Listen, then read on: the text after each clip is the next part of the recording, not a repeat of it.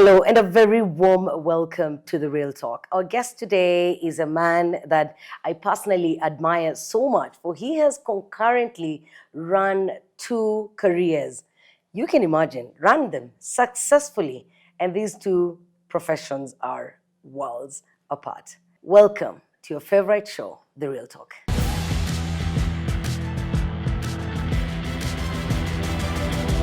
Dr. Thomas Muyombo is the head of blood transfusion services at the Ministry of Health, but you also are Tom Close. Such a pleasure to have you with us. Thank you so much for having me. Oh, pleasure. Yeah. Do you ever feel like Dr. Muyombo and Tom Close clash? Has that ever happened? No, it has never happened. Because each one has its own part in my life. I never need to become Tom Close when I'm practicing medicine. I never need to practice when I'm Tom Close. So Interesting. I do both equally, and none of them has ever tried to pull me away from the other. Yeah. And in fact, which one did you first fall in love with?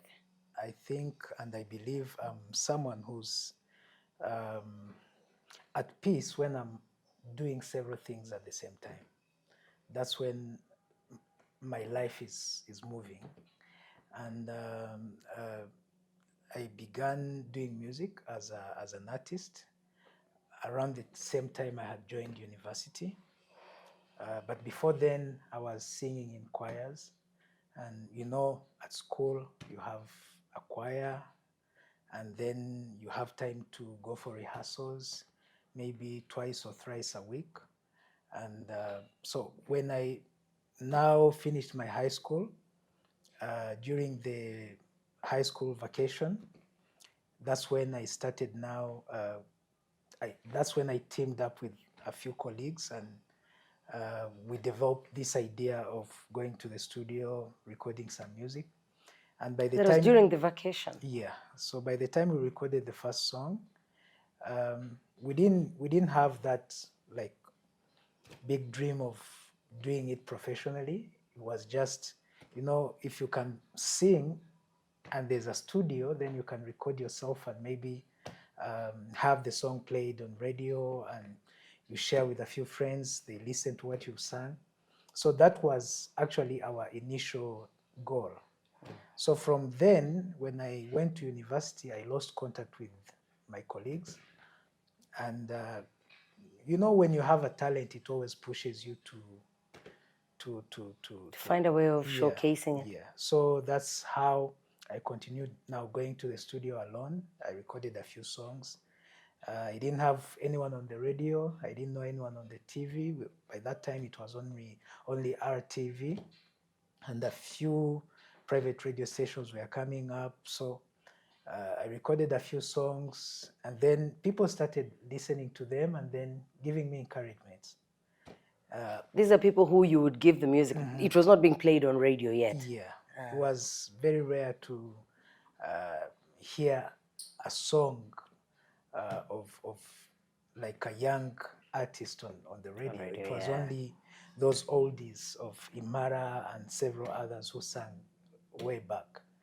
So when now we had Radio Salus at the campus, now our music started being played, and several other radio stations in Kigali started playing our music. And then, you know, I reached a point where I was being called to go and perform somewhere, and I didn't know how much to charge. So that's when I started, you know, discovering that music can now become a profession if I do it seriously. When the calls started coming and the invitations. Yeah. So by that time, I had met someone who became my manager. And then, you know, the dreams kept on growing, becoming bigger and bigger. I released my first album. I got sponsorship. I invited several big names, several artists to come and perform on my album launch. And then from there, it's the Tom Close you see here. This was in early 2000. So when exactly did you have your first album launch? I think that was around 2008, if I'm not mistaken. Yeah. And this was a solo career. Yeah, that was a solo career. Was it easy for you to get a manager? Because Yeah, it wasn't hard because I didn't, put out a call for application. someone just came to you. It was a friend, a family friend whom we met at the campus. You know, when you're developing as an artist, sometimes you meet people who help you along the way. So that's how I got to meet my first manager. And then he was a family friend. He also liked music. He managed several other artists after me. So we went along together. It started off as a friendship. Then, you know, whenever he would meet maybe a new guy who can direct music videos, he would just give me a call and tell me, I've met this person, I think we can use his services, like that. So we ended up um, having a business partnership, and then from there I did the second album, the third album. Wow. Do you remember when you were first paid as a musician? Yeah, it was a concert we had in Rubavu. We were curtain raising for some artists from Burundi. They paid us peanuts compared to what we had invested to even get there.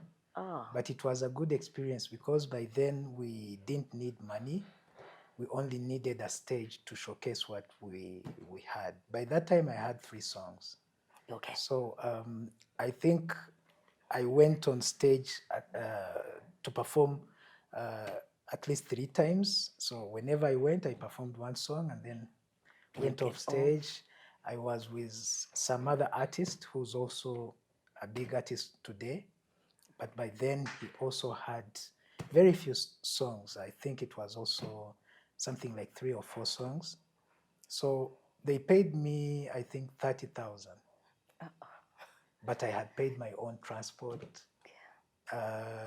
They paid for accommodation. Okay. No, they paid for accommodation and meals. But coming from Huye, going to Rubavu with a few colleagues, it wasn't the money we were looking for, but that's the first payment I received as an artist. I'm glad you say it wasn't money that you're looking for, because I think at some point, a lot of us in the beginning of the careers, we will always take what we've been offered. We call it exposure in the entertainment industry. Yeah. When then did you decide that, no, I am not going to invest more than what I am getting out of it? I don't recall, but along the way, we now learned how to do our business. I gave like the responsibilities of negotiating to the manager, so to cut me out of the line, so that maybe they don't blame me if I don't show up, if I don't agree to their terms. They put that on the manager, because when someone calls you and they want you to perform either at their function, or it's because they love you. Sometimes they come with peanuts, like I said, but if it's time to negotiate, as an artist, you tend to be pulled towards, the sympathy side. You sympathize with the client, and they tell you about how the family loves you. So when there is a manager in between, it becomes very easy. So a few months from the first time I performed, the manager started dealing with the negotiations, and we started getting good money. Then the graduation came, because you're doing this while you're still at the university. The graduation came. Did you take a break off music to go stabilize yourself in medicine? Or did you just continue as normal? When I graduated, I had made like a big name. It was very hard now to say that I'm stabilizing my medicine career, and then I have to stop music. I had to go on with music and also do the medicine part. But however much I did, of course, for my first year after school, medicine took a lot of my time, and I ended up releasing less and less music. But of course, when you've made your name for the past 6, 7 years, when you've made hits, you still have the name. You still have your clients, you still have the shows. So I was still performing, however much I wasn't recording a lot of music like I used to before. Yeah. And so you've tasted both worlds. You've been part of a group, and then you've done a pursued a solo career. Which one would you say was the best experience? I didn't spend so much time in a music group, but doing solo is better because a song of 2.5 minutes or 3 minutes is very small for someone to showcase their ability in a music group. But once you're doing it solo, it's very easy for people to even appreciate what you're doing because you have all the time on the song to show them what you're capable of. So with the solo, I believe for anyone who's talented, who wants to make it in music, it should be the way to go. It should be the way to go. One thing that we love a lot about you is how you are disciplined, because the music scene, the entertainment scene has its own story, but you have been a celebrity for a very long time, but you've successfully remained grounded. You are disciplined, down to earth. You're not snobbish. You don't go around saying, "Don't you know who I am?" It would be nice to know what makes you do that. What is that thing that makes you keep yourself in check? I think that's how I should ask it. That's a very good question. When people know you, you don't need to go around asking them if they know you. So that's why I don't go around telling people, do you know who I am? Because if they don't, then they don't. If they do, then they do. The other thing about being disciplined, it's not something that I sat and decided to do. That's actually my life. That's how I was raised in my family.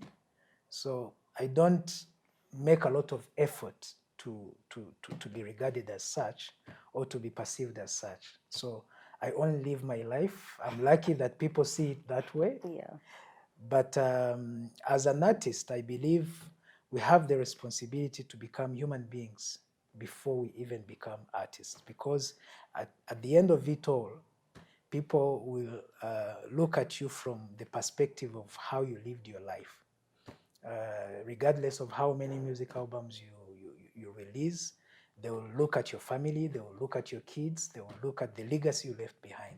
So that's the most important, even in other areas of life, even in business, even in whatever you can do, that's what remains after you're gone. So that's why I think I choose to live my life the way I do, but lucky enough, people, that's how they see it. Yeah, but I don't remember deciding to do it that way so that people can see it. And people could come from a good family. They will be raised with morals and good parents, but things change when they become famous. When they become famous and they now attract a different crop of friends. They have money, they pick on certain habits, drink, smoke, they'll do all those things to fit in. Did you ever feel the pressure to do that? No. I actually believe that this is just a tip of the iceberg of what I can become as an artist. So that's why, sometimes when someone gets contented with what they have or now believe they are on top of the world, it's because they reach at a point where they believe they've achieved it all. For me, I believe this is just the beginning for whatever I am doing. I believe there's a lot of things to learn, there's a lot of things to do. I haven't yet started.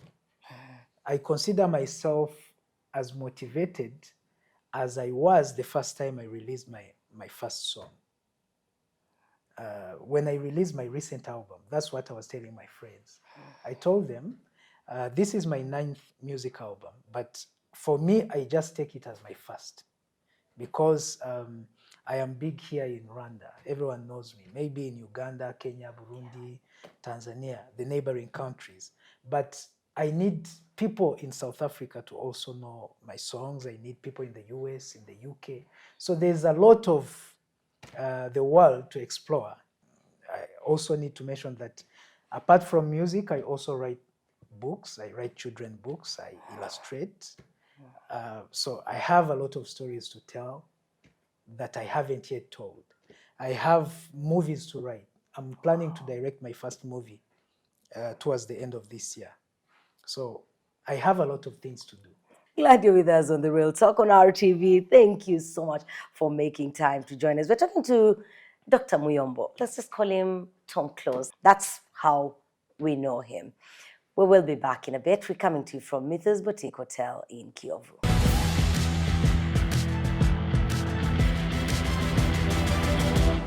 Welcome back to The Real Talk. My name is Jackie Lumbasi, and our guest is Tom Close. Tom, you sound like a hungry person, and we see that with a lot of other fields, but musicians, and a lot of those that I've interacted with will say music is the alpha and omega. Why do you want to continue doing more and diversifying? As any other musician, when I first began, I didn't know where I was taking what I was doing. But along the way, I discovered that artists or musicians are just receivers of what is out there in the universe, and they broadcast to their followers or to their fans. So I believe there's a lot out there that once I give it time, I can receive and share. So that's why I'm always hungry, because I ended up discovering that I'm not doing it for myself. But also, if I do it better, I can make a lot out of it. So any movie that will come out will, of course, improve my financial status. Any album that goes out will also benefit me financially or in many other ways. So, and I've also learned that I can do as much as I can, because you eat, like what is out there, you eat as much as you're hungry. You got married while young. And yet again, in the celebrity world, people struggle a little bit. You'll hear baby mama stories, baby daddy stories, and people will have multiple partners. I wonder how it was for you to identify one person, settle with her, and how many kids do you have now? I now have 5. You see, 5 of them. So you identify one person, get married, and you have 5 children. It must have been very hard for somebody with a name like yours. And I imagine, celebrity, musician, you have women hovering around you all the time. So how easy or difficult was it for you to make this lifetime decision? I don't think it was very hard, because before I got married, I already had a date of my wedding day set before I completed my university. And by then... So you met her while No. still at university? Yes, I met her while I was still at university. And 3 months from the time I met her, I discovered that she was going to be my wife, because, I got to know her, her life, her family, and then we became friends. And then I decided that it was her that I was supposed to settle with. And I remember telling it to her then, and she took it lightly, because, it had only been 3 months, really, yeah. Telling someone that we shall get married on this date, she just accepted. But she thought it was something that just came out of excitement. And then 1 year from the day, I again reminded her. And then by then, she was like, it's impossible. I'm still at university. I'm still, I haven't completed yet. So please let us, push it a Postpone it a little back. bit. Yeah. And then I told her that, when I told you, I was decided, let's do this. And then she took some time, thought about it, and then, we decided to go ahead with it. So I can't say it was hard because she's the most beautiful woman that I know. And I don't think I was going to wait for any other person to come after her. So There was no pressure? You're not being pressurized no, by I family and wasn't. friends? I wasn't. I wasn't. What was special about the date that you picked? It just came like that. It just came Random, out of the randomly. blue. Yeah. It just came like that. No, there must have been something. So. No, for me, the belief I My have God, is yeah. that most of the time God speaks to us through our thoughts. And that's what I believe when I'm doing music. Sometimes people say that, artists doing secular music, uh, you know, uh, they don't do like God's God's work. work. So I believe that God speaks in mysterious ways. So I believe that in anyone's mind, God is there speaking to them. So the date came, I hadn't even checked whether it was a weekend. So when I looked at the calendar, it was already a Saturday, and then we went with that. Wow. Yeah, it was going to be a Beautiful Saturday, so we went coincidence, with yeah. that. Mm. Would you say that the decision to settle down that early impacted who you are today? No, who I am today impacted myself deciding on the date because So this person came before that whole yeah, process. Okay. yeah. Because when I was young, I had planned a few things like what I was going to become. I never planned to become a musician, but when I was young, I could draw, I could, so I knew I was an artist. I was going to write some books. But as I grew up and started, going to the studio singing, that's when now I discovered that I was a musician. But I didn't have any dream around music. My dream was like to do the best I can do, but I didn't have like the global image of what I wanted to achieve. But after I achieved everything, when I was young, I knew the number of kids I was going to have. I knew that What number was that? How many were there? it was 4, but God added the 5th. Yeah. Yeah, I knew the boys and the girls that I wanted. So after I achieved all that, I now, like I said, had I known, now I would have had very huge dreams, because when I achieved the small dreams that I had as a kid, I discovered that dreams are achievable. Then, I said, why couldn't I now Dream have, big. yes. So Yeah. I now have bigger dreams. That's why I told you that what you think that I achieved are just small achievements It's just the compared to what beginning. is there out to be achieved. Yeah. Yeah. This is a beautiful conversation, Tom. And I'll tell you, at the point where I decided to invite you is because I was frustrated. Frustrated for the young generation of musicians. Because I feel like they are not being mentored. Let me just put it that way. They're not being mentored. And probably it's not just musicians, but a lot of the people in the entertainment industry. I feel like there's no mentorship. I feel like you people that have done well, you're not telling your stories as much as you should. And so these young guys are coming up, and as soon as they start, they disappear, because of, just the nature of life is that for sure, if you don't have someone holding your hands and guiding you, then you could easily collapse. World over, we've seen musicians and other people in the arts industry languish after a very successful career when they're young, they have all the money, then at retirement they don't have anything. Is this something that you have seen? And as a senior musician, does it bother you? That's a sensitive question.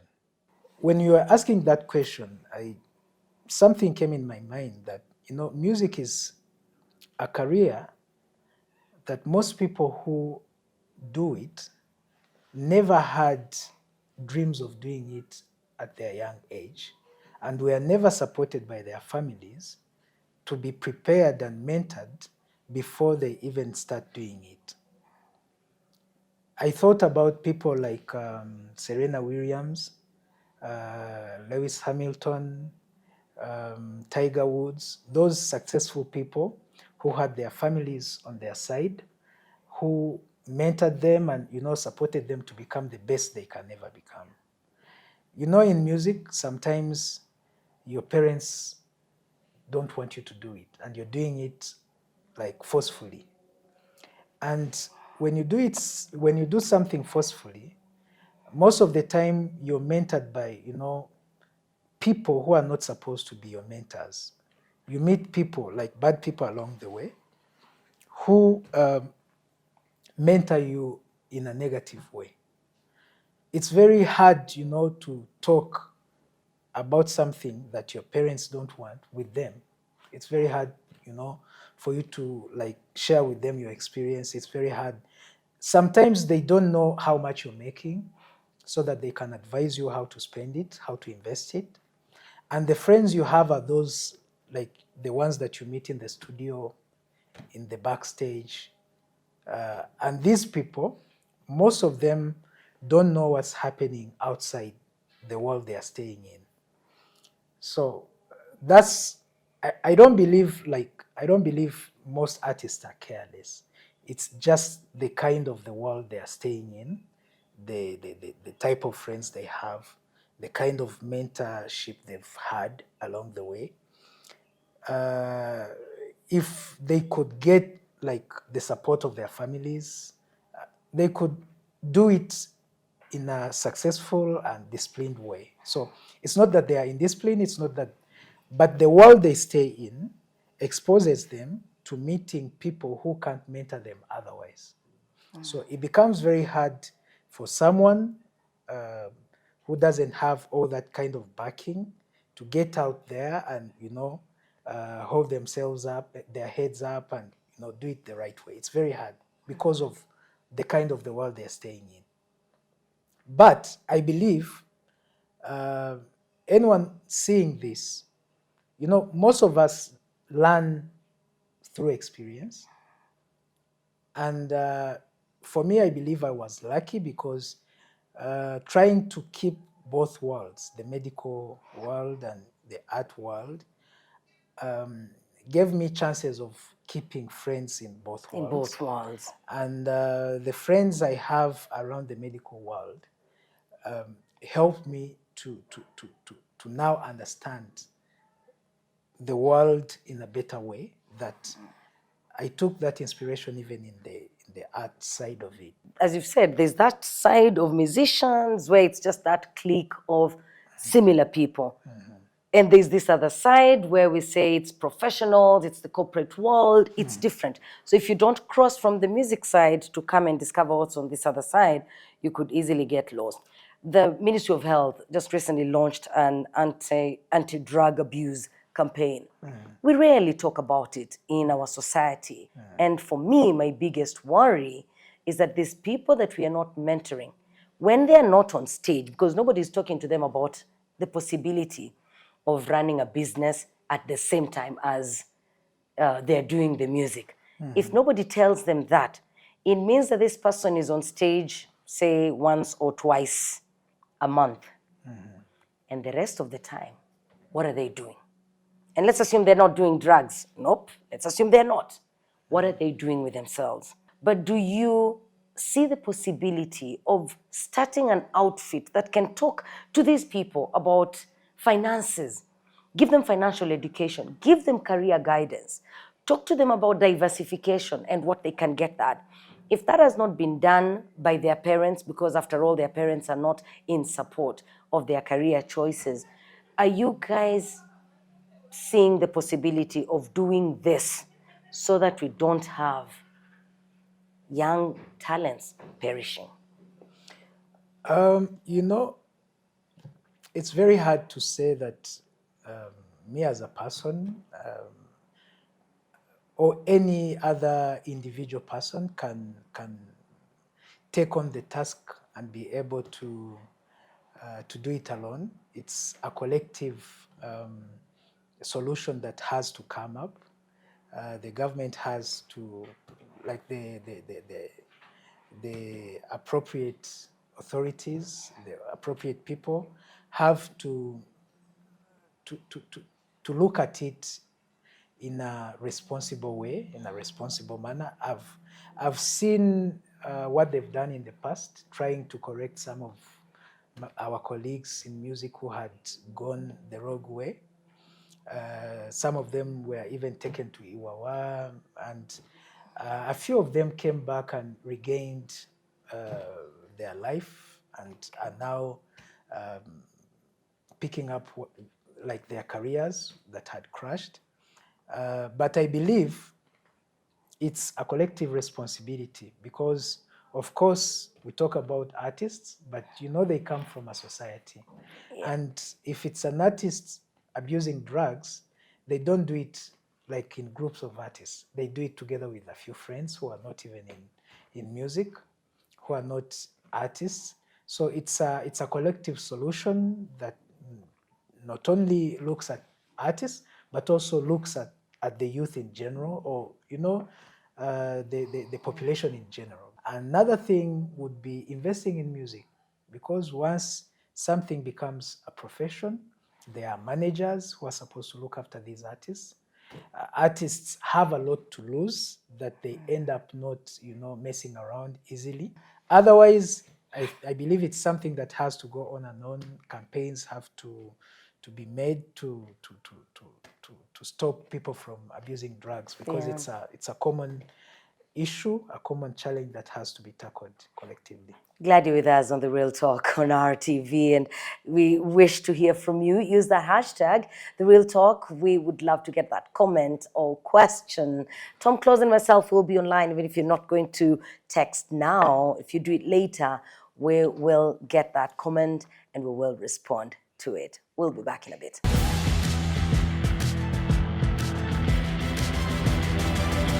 Whenever you find time, you should check out Atmosphere Restaurant at Mythos Boutique.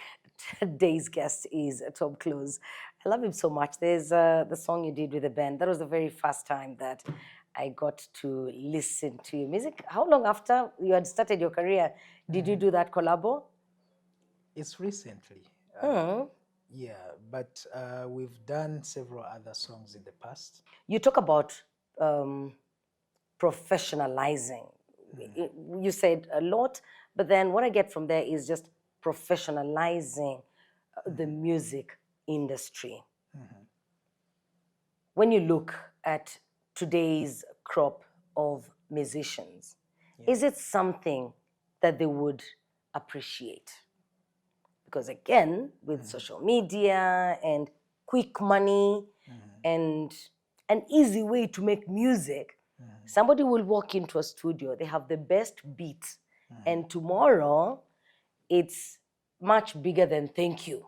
Just because people did a challenge on TikTok or some radio played it, and because of that money coming so quickly, maybe there's then the artist will not feel the need to maybe make their trade better or even work harder.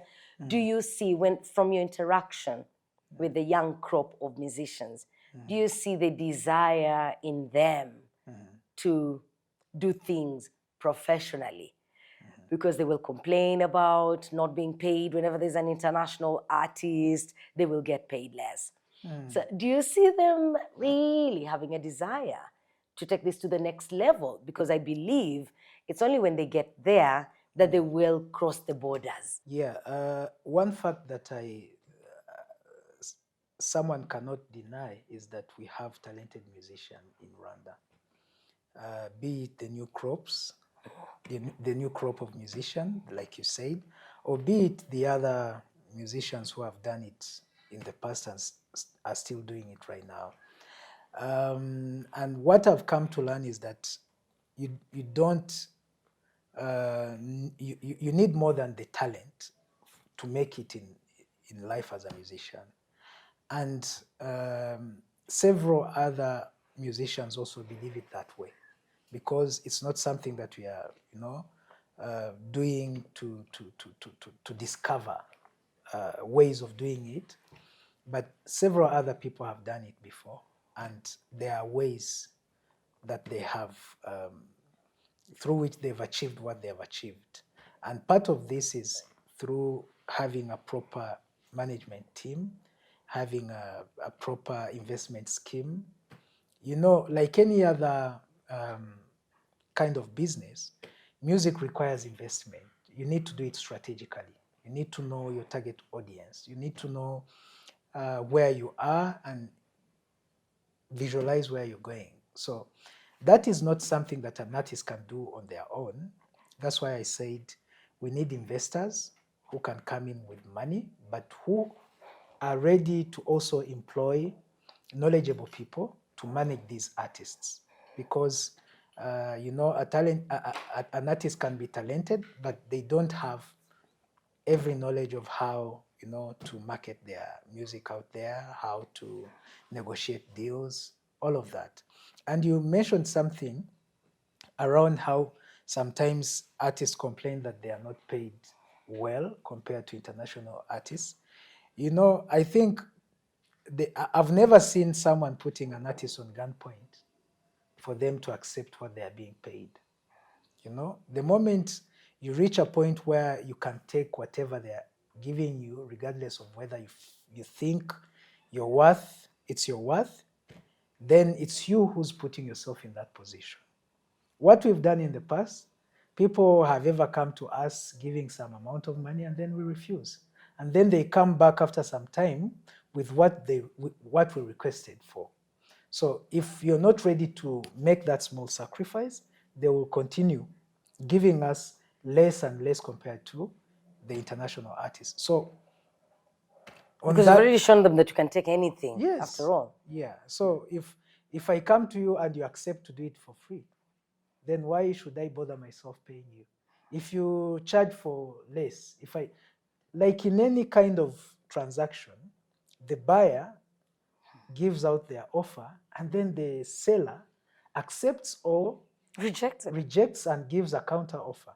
So if you accept less than your worth, then who's there to blame? It's the artist. If someone comes in, it's not that if you don't perform on that stage, you're going to die the next day. And then you're between the rock and the hard place to accept. So if you feel they are paying you less, then don't go on the stage. I've seen the desire. You asked about whether there is a desire to even go far among artists. I've seen that. I've gone to places. I've gone to places to do music videos, and after driving for several hours, I reach at locations where I've seen young artists shooting their music videos from. You can't like drive for 4 or 5 hours to a location when you don't value what you're doing, when you don't want to do to give the best you can. So if they can invest the little they have, we need as a collective, as artists, to now start thinking out of the box. Think beyond like the Rwandan public. Think about entertaining even Kenyans, Ugandans, South Africans, like that. The moment we begin doing that in our songs, maybe diversify in terms of language, in terms of message, and then we don't need to change much in terms of the quality of the audios and the videos, because our directors and producers have at least improved. So we need to also improve, which I tried to do with my recent album, Essence. Anyone who can go on several music streaming platforms can listen to it. So when you listen to what I did on that album, it's totally different from what I've done in the Before, past. it's not specifically for this audience. It's for diverse. this and several And other several albums. others. Yes. So I believe if we do it as a group, others also do it that way, we are going to get out of Rwanda, and we are going to attract more investors, because when you have a bigger dream and people tend to see it, most of them are going to buy into it and invest. Yeah. Yes, musicians, are you a force that is united, or are you going for each other's throat? I believe artists have never been united ever. They Anywhere. Anywhere. They only unite through their management bodies, because those are the people who look at interests. As artists, you only look at who is best, who is better than the other. And there's that kind of ego that crashes, that doesn't allow them to sit together, because they see themselves as not needing the other. Yeah, like I'm better than you. Yeah. I'm like, yeah. But once there's management around them, and these management teams are the ones responsible for making interest out of what these artists are doing, they can know how to protect those interests, and it will be easy for them to sit together and decide on some things. But with artists, they always say, you artists have to go into create associations, all that. It's very easy, maybe when you want them to do one or two things together, but it's very hard for them to sit and do business And actually together. do business together. The moment we shall have, management bodies, investors coming in, if one investor has 4 or 5 artists, so it's very easy for him to come and sit on the table together with another investor who's managing 6, then 2 people are representing 11. You don't need, to run after 11 people. You only need 2 people. And then if another one with 5 or another one with 4 comes together, then it's almost the whole industry. Let's have a look at Tom's 6 cues.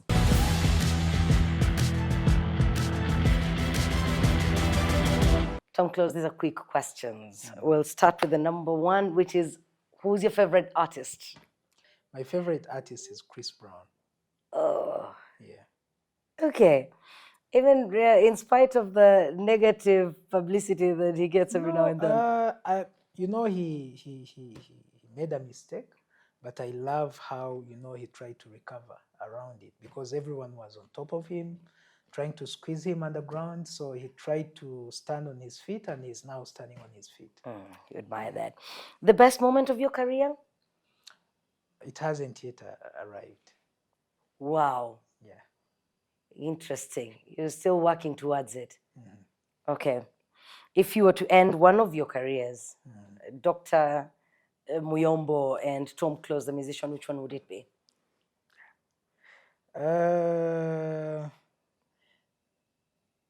It can depend on the reason and how much I'm sacrificing for. And what's your most successful song so far? The first song that made me popular, Kuchi.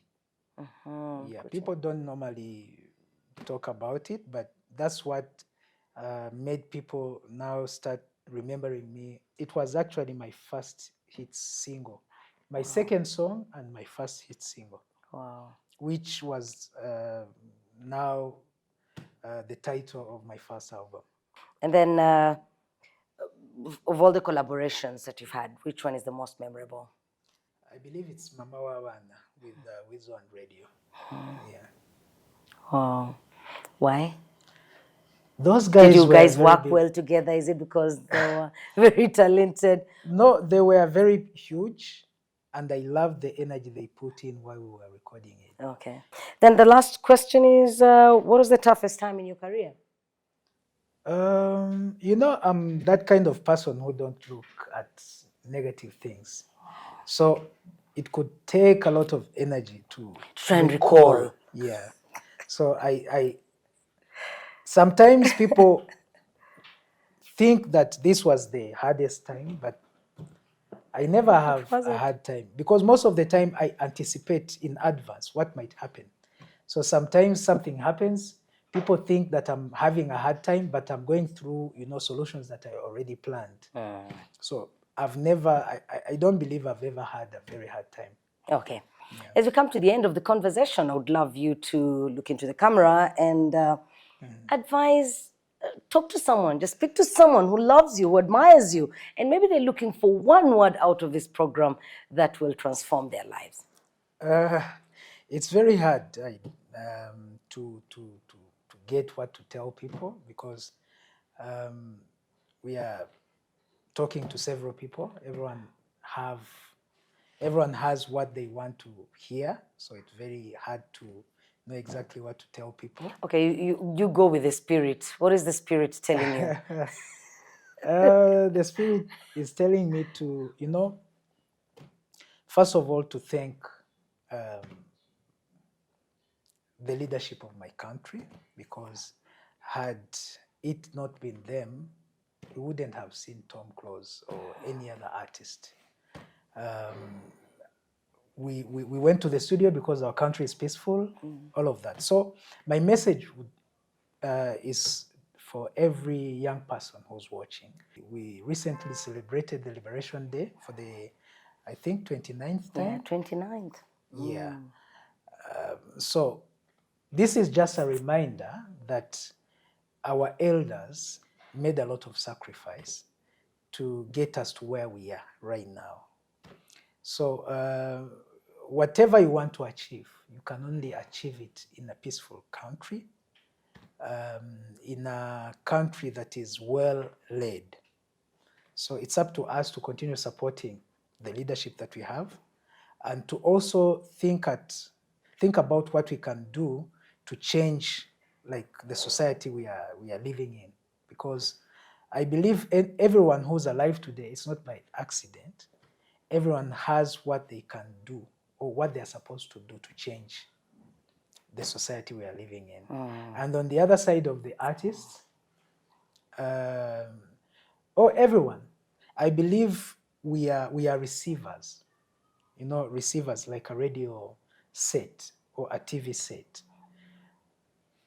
And it's up to us to receive the best information that is out there so that we can share it. So let's, compose good music that is going to remain even after we are gone. Let's not just go with the hit of the day, hit of the moment, and do things just for the sake of fame, because fame comes and goes. Sometimes when you're in front of people, thousands of people, and they are chanting your name, you think you're on top of the world. But after you're gone, other people are going to come, and the same public is going to scream their names. So it's up to us to use very well the time we have when we are in front of the public, so that even when we are gone, at least they have something they remain with, either through the messages in our songs or through the way we've lived our life. That's admirable. Thank you. Thank you so much. It's been a pleasure sitting with you. Thank you for honoring our invitation. Thank you also. Yeah. Dr. Thomas Muyombo is the head of blood transfusion services at the Ministry of Health. It's been a great pleasure sitting down with him. My takeaway from this conversation is that there's room for you to invest in the arts industry, in the entertainment industry. Our musicians are here, talented, and very ready. If you are somebody that is looking for some place to invest, please make your money, put your money where it will cause a huge transformation. And in this case, you will have contributed to the growth of our music industry. My name is Jackie Lumbasi. God bless you. Thank you for joining us.